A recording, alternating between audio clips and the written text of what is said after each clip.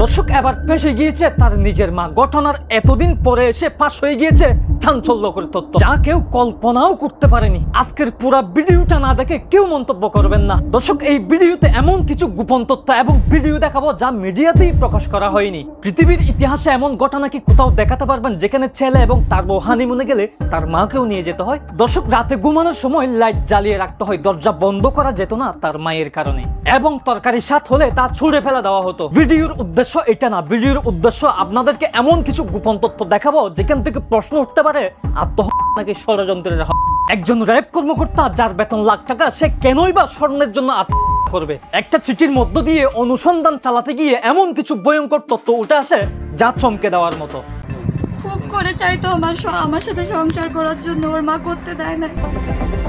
দর্শক, মিডিয়াতে যা প্রকাশ করা হয় তা আদৌ কতটুকু সত্য? পলাশ সাহা এবং তার স্ত্রী এবং তার মাকে নিয়ে সোশ্যাল মিডিয়াতে অনেক ধরনের ভিডিও ইতিমধ্যেই ভাইরাল। প্রশ্ন হলো, ঘটনার আসল কাহিনী কি আমরা জানতে পেরেছি? র‍্যাব কর্মকর্তার নাকি ষড়যন্ত্র? একজন উচ্চপদস্থ র‍্যাব কর্মকর্তার রহস্যজনক মৃত্যু সাধারণ নাকি বহুমাত্রিক আন্তর্জাতিক ষড়যন্ত্র? এই প্রশ্ন এখন ঘুরে বেড়াচ্ছে সর্বত্র নিরাপত্তা সংস্থা, গণমাধ্যম ও সচেতন নাগরিকদের মুখে মুখে। ঘটনার কেন্দ্রে যিনি রয়েছেন তার নাম পলাশ সাহা। বছরের পর বছর ধরে নানা স্পর্শকাতর দায়িত্বে ছিলেন তিনি। মৃত্যুর কারণ হিসেবে দেখানো হলো, কিন্তু বিষয়টি এখানেই শেষ নয়, শুরু হয় আসল রহস্যের উদ্ঘাটন। সূত্র বলছে, মৃত্যুর আগেই পলাশ সাহা দীর্ঘদিন ধরে গোয়েন্দা নজরদারির আওতায় ছিলেন। তার ইমেইল, ক্লাউড ড্রাইভ, এমনকি এনক্রিপ্টেড মেসেজিং অ্যাপগুলো পর্যন্ত নজরে ছিল গোয়েন্দা সংস্থার। কারণ অভিযোগ, ভারতীয় একটি ফরেন সার্ভার থেকে বারবার অ্যাক্সেস করা হয়েছে গোপন রাষ্ট্রীয় নথি, বিশেষ করে পার্বত্য অঞ্চলের কিছু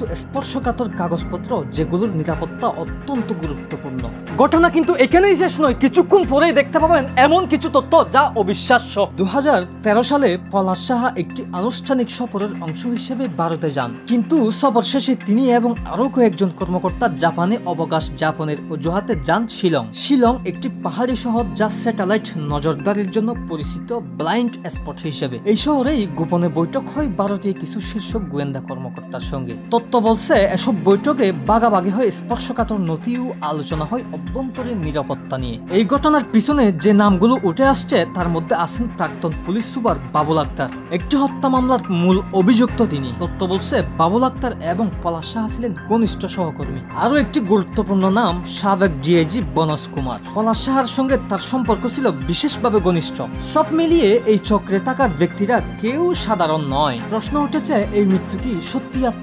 এই প্রশ্নের উত্তর খুঁজতে গিয়ে তদন্তকারীরা এখন দাঁড়িয়েছে এক জটিল মোড়ে। এই ঘটনা কেবল একজন কর্মকর্তার মৃত্যু নয়, এটি আমাদের জাতীয় নিরাপত্তাহীন এক সংকেত।